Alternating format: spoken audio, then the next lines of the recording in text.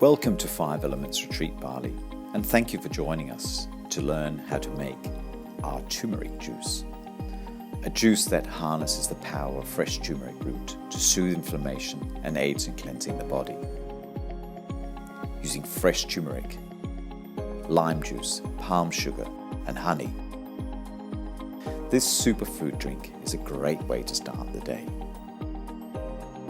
The special ingredients to make the Fivelements Retreat Turmeric Juice includes 33 grams of fresh turmeric, half a cup of liquid palm sugar, a quarter cup of tamarind paste, 1 liter of coconut water or plain still water, 4 tablespoons of honey, half a teaspoon of ginger powder, a quarter teaspoon black pepper crust.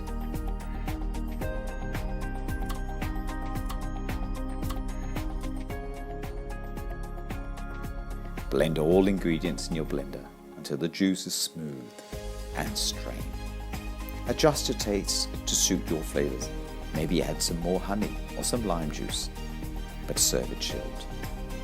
There's an old expression called "an apple a day keeps the doctor away." But for this purpose we should say a turmeric juice a day is a wonderful way to start a healthy day. Thank you for watching.